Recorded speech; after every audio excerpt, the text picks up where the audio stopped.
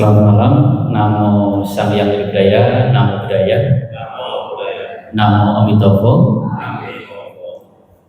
Pertama-tama yang kami muliakan para Guru Sangga, Bante Tirta Dhammo Mahatera, para Bante, para Samaneri, para Romo Panita, Bapak Ibu serta saudara-saudara yang berbahagia. Malam hari ini suatu berkah buat kita semua. Kita bisa berkumpul di Wihara Dharma Santi Perawang, ya. Dan malam hari ini juga berkah tersendiri buat saya. Kenapa? Karena pada malam hari ini adalah pertama kalinya Bante ke Perawang, dan pada malam hari ini Bante diberikan kesempatan untuk sharing dhamma atau berbagi dhamma. Namun sebelum Bante lanjutkan tentang sharing dhamma, Bante juga akan memperkenalkan diri. Padahal tadi juga disebut oleh Bante Busa. Nama Bante Abdiwaro.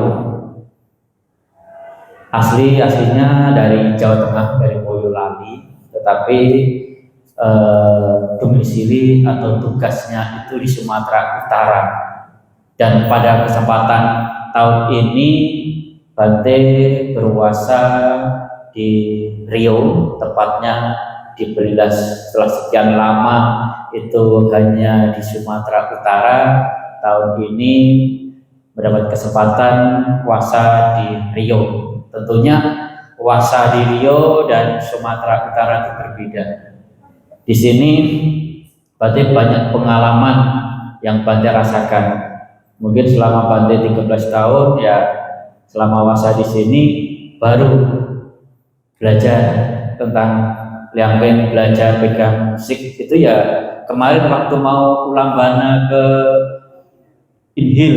Nah, jadi dalam perjalanan, mungkin bukan dalam perjalanan, ketika sore mau tampil, siangnya itu kursus kilat sama Bante atau suhu wacana. Jadi kalau kalian nanti tadi ngetuknya, mukulnya kurang pas, ya mohon dimaklumin. Nah, tetapi ya kayaknya ya oke-oke aja lah ya. Jadi itu pengalaman tersendiri. Ada juga pengalaman-pengalaman yang luar biasa ketika Bante diajak subuh ke yang selat ya, selat panjang ya, selat panjang. Di sana banyak suku-suku terdalam juga. Itu pengalaman tersendiri yang mungkin nggak kita dapatkan di Sumatera Utara, dan semangat umat Buddha Riau itu luar biasa ya. Pada kesempatan malam hari ini ya, kita tahu bahwa mungkin selama beberapa hari ini sampai tanggal 21, Bapak Ibu itu masih melakukan yang namanya Ulambana atau Patidana. Satu acara atau ritual yang bagi umat Buddha itu bukanlah suatu yang asing lagi. Pelimpahan jasa untuk para leluhur juga terkandung dalam Sikalawada Sutta Sair 5 kalau tidak salah, bahwa setiap anak itu punya kewajiban melakukan pelimpahan jasa kepada orang tua atau kepada leluhur yang telah tiada. Dan ini bagus kita kerjakan, bagus kita laksanakan sebagai seorang umat Buddha. Ulambana atau Patidana. Patidana ya, pati itu jasa atau kebajikan, dana adalah pemberian. Jadi yang kita lakukan adalah pemberian berwujud jasa atau pelimpahan jasa. Dan bagaimana kita melakukan pelimpahan jasa? Bagaimana kita memberi pelimpahan jasa kepada leluhur kita? Tentunya ketika kita ingin memberi sesuatu kepada makhluk lain atau kepada seseorang itu, ya kita harus punya yang namanya apa yang harus kita beri, itu harus punya dulu. Kalau mungkin Bapak Ibu, saudara-saudara sekalian, ya, ketika orang tuanya masih hidup, ketika ingin memberi makan, maka makannya harus ada dulu. Kalau nggak ada makanan, cuma keinginan bercita-cita, ya nggak akan makan-makan. Sama dengan pelimpahan jasa seperti saat ini. Ketika kita ingin pelimpahan jasa, maka kita harus memiliki jasa kebajikan itu, harus memiliki itu. Maka di dalam pelimpahan jasa itu yang pertama-tama harus kita lakukan adalah kita harus membuat yang namanya bentuk-bentuk kebajikan. Ini harus kita lakukan. Dengan cara apa? Dana, sila, dan samadhi. Dana mungkin sebagai yang paling gampang, pengurus wihara dengan kreativitasnya, ya, mungkin memasang pelita, memasang nama-nama leluhur yang ada di depan Anda. Itu sebagai sarana pengurus wihara itu untuk memberikan kesempatan umat Buddha Dharma Santik ini untuk berdana. Mungkin kalau nggak ada nama-nama, nggak ada pelita, mungkin belum tentu kita berdana. Tetapi ketika ada acara seperti itu, oh satu nama sekian, oh satu nama sukarela. Nah, itu adalah bentuk kita praktek dana. Sila, ya kita mungkin tahu sila itu seperti apa. Kita harusnya ketika mau pelimpahan jasa seperti ini ya harusnya sila dijaga, Pancasila Buddhis itu dijaga. Samadhi, ya samadhi bukan hanya sekedar Bapak Ibu itu suruh duduk diam, tapi ketika pembacaan sutta, pembacaan dharani kita baca dengan seksama, kita baca dengan penuh hikmah, penuh sati, ya itu juga termasuk samadhi. Ketika mungkin kita samadhinya, konsentrasinya itu tidak fokus, kehilangan dua bait atau dua kata itu udah bingung. Ini sampai mana nih? Dibolak-balik ternyata nggak ada. Padahal tadi cuma bedanya itu ini tarik panjang, ini biasanya tarik pendek, atau biasanya tarik pendek, ini tarik panjang. Salah apa? Ketinggalan dua kata pun kalau nggak terbiasa baca liamking, udah bingung sampai mana. Kok dilihat dan temen ini kok nggak buka-buka, kok tetap di situ, di mana ini? Ya kenapa? Kurangnya sati, kurangnya perhatian. Maka ketika pembacaan parita itu atau dharani itu ya baca dengan seksama, baca dengan perhatian. Maka ketika membaca perhatian, maka kita akan dapatkan suatu kebajikan. Baru kita limpahkan kepada para mendiang. Nah, dalam pelimpahan jasa, dalam patidana, kita mungkin mengenal tentang sejarah bagaimana seorang raja Bimbisara. Dia adalah seorang raja, seseorang penyokong Buddha dan para siswanya. Pada suatu ketika, ya Raja Bimbisara ini setelah ketika berdana, saking bahagianya, saking semangatnya ketika berdana, dia sibuk dengan Buddha, sibuk dengan para sangga.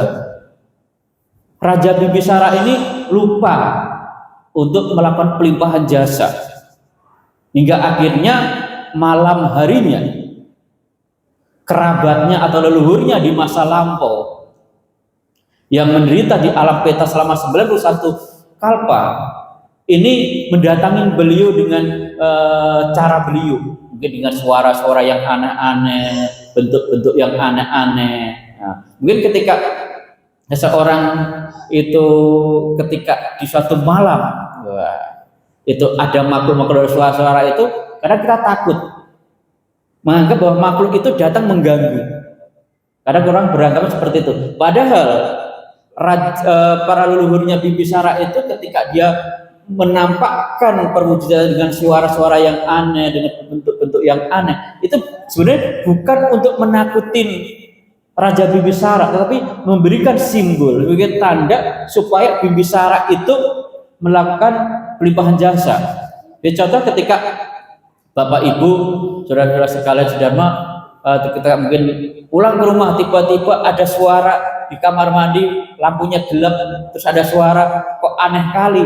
Minimal kita akan mengucapkan apa? Amitofo, amitofo, amitofo. Itu sebagai bentuk kita melakukan perbuatan baik. Mungkin kalau nggak ada suara yang aneh, kita mungkin nggak mengucapkan itu karena rasa takut. Kita melakukan hal itu. Kelihatannya simple, kelihatannya kita nggak pernah istilahnya memikirkan hal itu. Tapi ketika kita takut, kita akan ninfo nggak? Atau mengucapkan parita tertentu atau dharani tertentu, atau mungkin yang biasanya nggak baca parita, nggak baca liangkwe, begitu ketakutan Nang sibuk udang sedang kecamik, damang sedang kecamik, sanggang sedang kecamik, atau omitopo. Itu biasa sering terjadi ketika kita mungkin ada tanda-tanda seperti itu. Sebenarnya tanda-tanda itu bukanlah makhluk itu menakutin kita. Mereka itu datang untuk memohon kita itu melakukan pelimpahan jasa. Sama dengan Bimbisara pada waktu itu, ketika dia lupa untuk melakukan pelimpahan jasa hingga akhirnya kerabatnya mengganggu. Bukan sebenarnya tidak mengganggu, tetapi mungkin Raja Bimbisara itu beranggapan ada makhluk-makhluk lain mengganggu, sehingga semalaman beliau itu tidak bisa tidur. Hingga akhirnya pagi merasa capek dan kemudian menemuin Buddha, bertanya, kenapa Bante Buddha, yang mulia Buddha, kenapa semalam saya tidak bisa tidur? Ada suara-suara aneh, ada makhluk-makhluk aneh yang mengganggu saya, yang mulia. Kemudian Sang Buddha menjelaskan bahwa apa yang terjadi, apa yang datang semalam itu bukanlah makhluk lain, tetapi itu adalah saudara-saudara yang mulia Raja Bimbisara, saudara-saudara yang mulia Raja Bimbisara yang terlahir di alam peta. Mereka datang untuk memohon pertolongan kepada Bimbisara.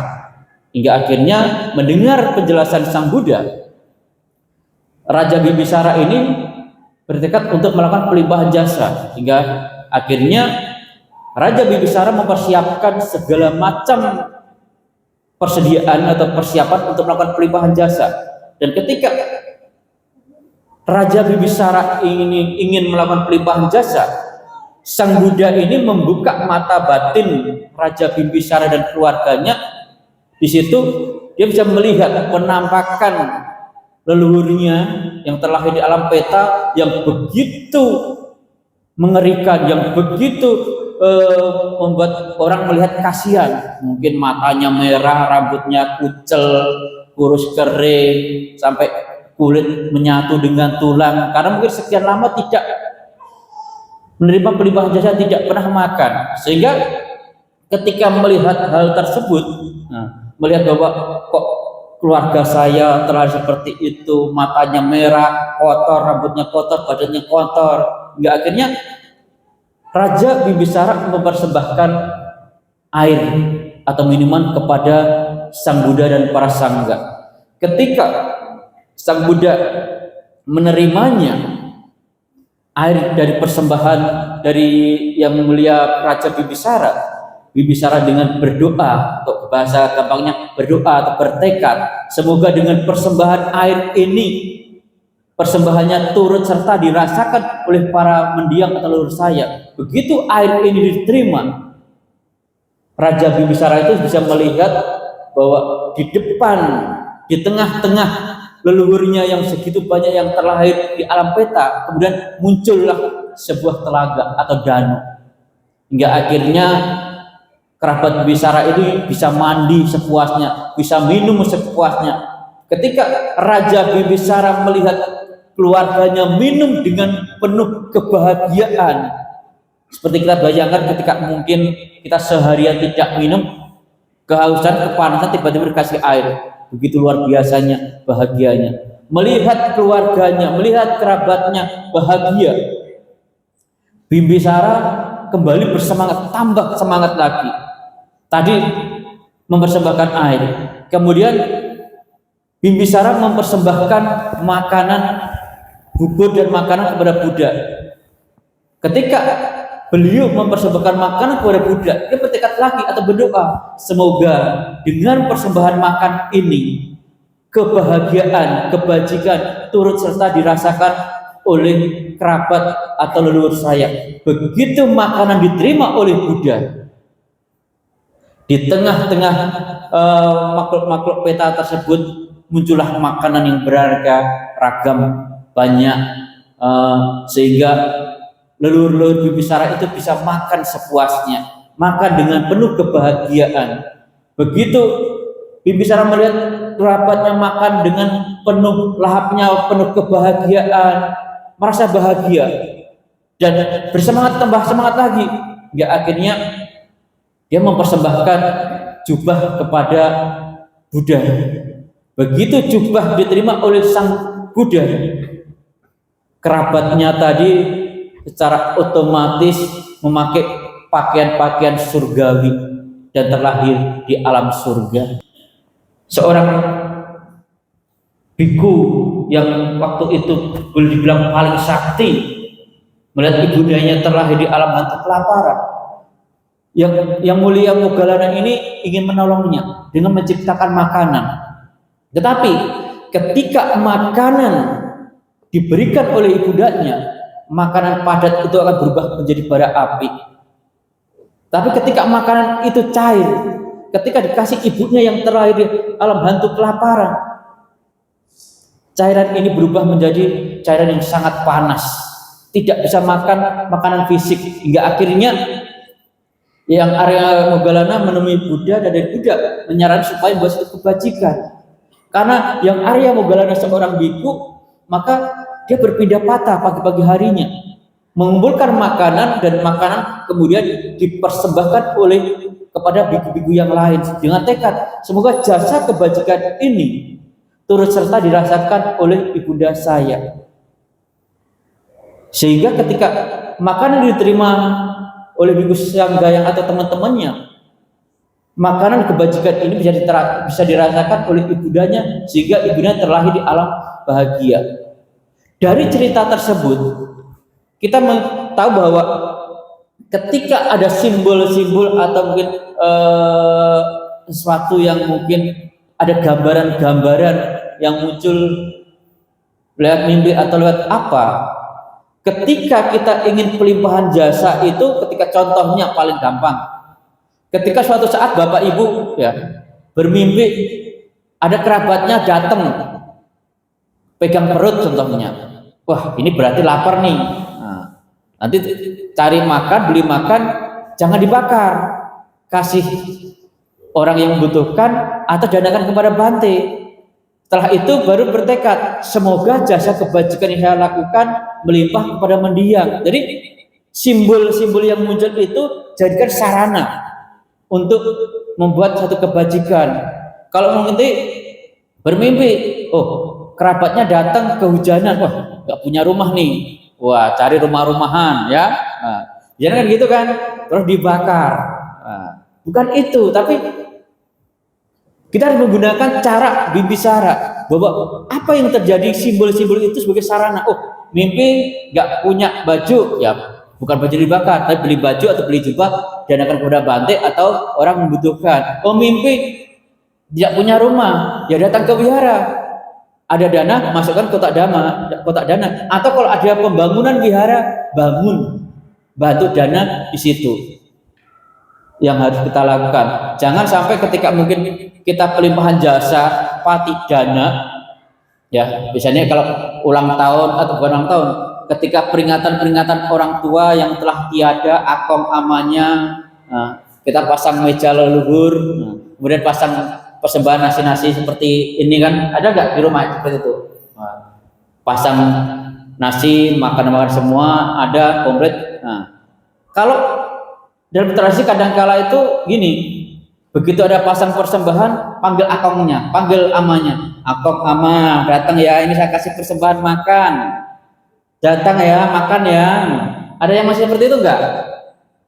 Nanti setelah itu baru Pak Poi lempar kayu merah. Kalau nanti gini berarti belum dimakan, nanti kalau gini belum makan, nanti kalau satu gini oh sudah dimakan, kalau belum dimakan tunggu dulu. Nah, masih seperti itu enggak? Nah, ini sebuah tradisi memang boleh dilakukan, tapi caranya yang harus dirubah, bahwa kita mengenal 31 alam kehidupan, tidak semua makhluk itu terlahir di alam rendah. Ketika kita mempersembahkan makan dan minuman, kita mengharap leluhur kita, akong ama kita datang untuk menikmati makan persembahan dari Bapak Ibu sekalian. Itu seperti Bapak Ibu itu mengharapkan leluhur-leluhur Anda itu terlahir di alam rendah. Karena makannya sari-sari makanan. Makanya seperti itu. Jadi apakah itu sebagai seorang anak yang penuh bakti, yang menginginkan, yang mengharapkan leluhurnya terlahir di alam rendah? Bakti enggak? Anda anak yang baik atau tidak? Menginginkan mereka terlahir di alam yang tidak baik. Ya. Maka gimana lah Bante, sudah tradisi kalau nggak ada persembahan makan meja leluhur nanti kakek nenek marah, dibilang kenal Buddha Dharma sebentar aja udah tradisi dihilangkan. Nah, kadang kan seperti itu. Di dalam agama Buddha kita boleh menjalankan tradisi, tapi jalankan sesuai yang benar. Ketika kita ada persembahan makan, ketika ada cengbeng, ulambana atau peringatan-peringatan meninggalnya para mendiang, ketika ada mempersembahkan makanan-makanan atau kebutuhan-kebutuhan lainnya, kita itu bukan meminta leluhur itu memakan persembahan itu, tetapi kita tahu bahwa kita mengenal 31 alam kehidupan, tidak semua makhluk makannya sari-sari makanan. Maka ketika kita mempersembahkan itu, ya kita hanya mengatasnamakan hari ini di hari ulambana, hari ini di hari cengbeng, hari ini di peringatan meninggalnya akong atau ama. Saya mempersembahkan makanan-makanan atau kebutuhan lain ini kepada makhluk-makhluk yang membutuhkan. Semoga jasa kebajikan yang kami lakukan ini, kebajikannya turut serta dirasakan oleh mendiang. Siapa di situ namanya? Jadi kita itu mempersembahkan dana makanan itu yang di meja leluhur itu kepada makhluk-makhluk peta atau makhluk-makhluk yang membutuhkan, mengatasnamakan mendiang. Setelah itu kebajikannya dilimpahkan untuk mendiang. Jangan lagi Akong Ama silahkan datang nih ada mie paksit, Akong Ama ini ada mie Aceh, Akong Ama datang ini ada bakpoi, dimakan ya. Nanti lempar lagi kok masih gini, lempar 2 kali kok gini, lempar 3 kali gak gini, apa gak enak ya? Nanti kalau gak enak gimana? Jadi ya kita masih bisa jalankan tradisi, tetapi cara mempersembahkan itu yang dirubah, bahwa kita hanya mengatasnamakan yang kita inginkan adalah kebajikannya. Kalau kita contohnya ternyata leluhur kita nggak terlahir di situ, ya dipanggil-panggil nggak datang-datang. Tapi ketika nggak terlahir di situ, ya makhluk lain atau leluhur kita terlahir di alam bahagia, itu senang.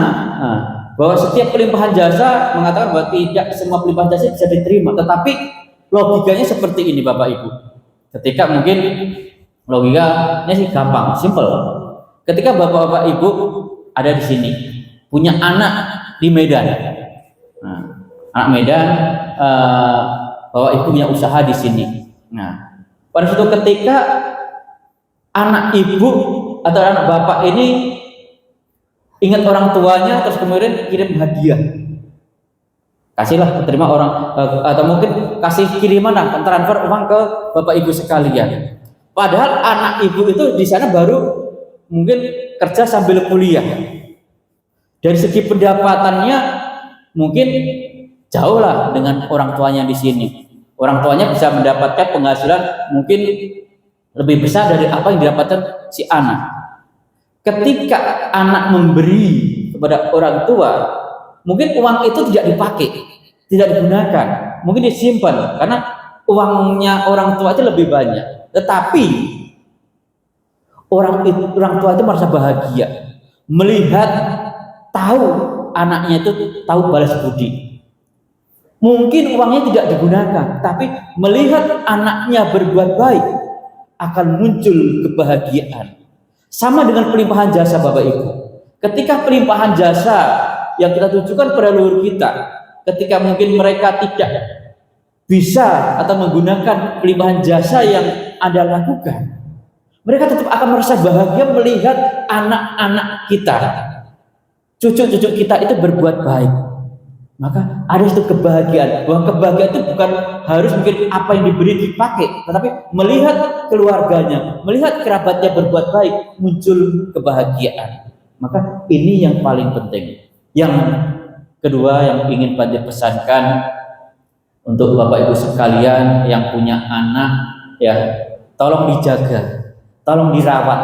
Menjaga anak, merawat atau menjaga anak itu bukan hanya sekedar dikasih makan atau disekolahkan di tempat-tempat yang layak. Tetapi jaga mereka, pastikan mereka setiap saat ketika di luar kota, pastikan setiap minggu itu datang ke wihara. Sorong, semangatin, motivasi ketika minggu itu datang ke wihara. Banyak generasi-generasi kita, Bante itu banyak keliling ke daerah-daerah itu, ketika di daerahnya itu semangat ke wihara, begitu ke kota besar lupa ke wihara, ditinggalkan wihara dengan alasan Senin sampai Sabtu kerja sama kuliah, minggunya capek tidur. Alasannya kasihanlah Bante, udah Senin sampai Sabtu kerja dan kuliah, biarlah minggu itu istirahatlah Bante. Kelihatannya baik, tetapi ini tidak baik. Karena nanti kalau kita biarkan seperti itu, keyakinan mereka itu makin pudar. Sekian lama tidak datang ke wihara, begitu kenal yang agak pening dikit, wah, hana baik dan sebagainya. Kadang-kadang gampang anak-anak kita itu kalah hingga akhirnya lompat pagar, pindah keyakinan. Nah, ini yang sering terjadi. Maka kewajiban merawat anak itu bukan hanya segera dikuliahkan atau dikasih makan, tapi pastikan bahwa anak-anak kita itu tetap dalam satu keyakinan, dalam satu sadar, yaitu Buddha Dhamma Sangha. Capek, ya ajar terus tetap ke wihara. Jangan sampai nanti begitu dia mau bingung, jodohku di sana mah, Pak, boleh nggak saya ikut dia? Kalau nggak ikut dia akan meninggalkan saya, Mak. Dia rela meninggalkan bapak ibu demi si dia. Ya kenapa? Karena kadang-kadang terjadi itu karena kita tidak menguatkan keyakinannya. Dan ruginya bapak ibu, bahwa kita dalam kehidupan ini ketika nanti tiada, kita tuh tidak tahu apakah kita bisa menyeberang, apakah kita bisa terlahir di alam bahagia. Dan seandainya kita mungkin, mudah-mudahan tidak, seandainya kita terjerumus di alam rendah, kalau nggak ada leluhur kita, anak-anak kita yang membantu, menyeberangkan, membantu melakukan pelimpahan jasa, ya kita akan lama di alam penderitaan karena nggak ada yang melakukan pelimpahan jasa. Jadi gunanya anak itu salah satunya bukan nanti merawat hanya di air itu, tapi ketika kita mungkin sudah pindah alam, mereka membantu mengondisikan untuk melakukan pelimpahan jasa. Ya syukur-syukur, mudah-mudahan Bapak Ibu, saudara-saudara sekalian nanti ketika udah waktunya tiba bisa menyeberang sendiri tanpa harus menunggu bantuan anak-anaknya, menunggu bantuan dari cucu-cucunya. Maka yang paling penting, jadikan wihara ini sebagai ladang kebajikan. Setiap ada kesempatan, setiap ada momen, pergunakan untuk membuat suatu kebajikan. Dan sekali lagi ingat Bapak Ibu sekalian, Bante pesankan, tolong anak-anak Anda dirawat, diarahkan, dijaga supaya minggu datang ke wihara dimanapun mereka berada, dimanapun nanti mereka studi, kuliah, di tempat-tempat manapun, Bante harapkan, arahkan dan pastikan minggu itu ke wihara. Jangan sampai hanya tidur-tiduran di kos atau di rumah. Mungkin itu yang bisa Bante sampaikan. Semoga yang Bante sampaikan ini walaupun sedikit membawa pengetahuan buat Bapak Ibu sekalian, dan semoga umat Buddha Dharma Santi Prawang makin berkembang, makin maju dalam keyakinan terhadap Buddha Dhamma Sangha, dan semoga para leluhur kita dimanapun mereka terlahir, semoga mereka selalu dalam lindungan Buddha Dhamma Sangha sampai mereka mencapai pembebasan nibbana. Sampai sata bhavantu sukhitata, semoga semua hidup berbahagia. Sadhu, sadhu, sadhu. Namo Sang Hyang Buddhaya, Namo Buddhaya.